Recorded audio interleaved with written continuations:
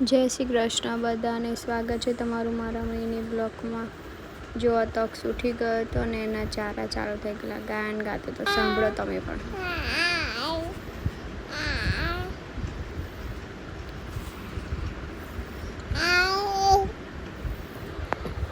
મારા શ્રીમંતનું આલ્બમ આવી ગયું હતું તે હું પછી મારા શ્રીમંતનું આલ્બમ જોતી હતી. જો કેટલા મસ્ત ફોટા પાડ્યા છે ને, લાગુ છું ને હું મસ્ત એકદમ હિરોઈન જેવી.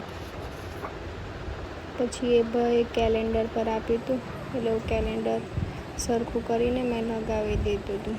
ફરી તક્ષ ચાલે જો કરવા ફ્રીજ ગોઠવવાનું હતું તો હું ફ્રીજ ગોઠવતી હતી. પછી ત્યાં વીરા આવી ગઈ હતી તક્ષ માટે ગિફ્ટ લઈને, ફોટાવાળો કિચન. જોવા કેટલું મસ્ત છે. પછી તક્ષના નખ બહુ મોટા થઈ ગયેલા. મેં કહ્યું આજે તો કાપવા જ પડશે. હું તક્ષ વાતો કરતાં એને મસ્તી કરાવતી હું એના નખ કાપતી હતી. પછી તક્ષ સૂઈ ગયો. ચલો મળીએ કાલે. જય શ્રી કૃષ્ણ.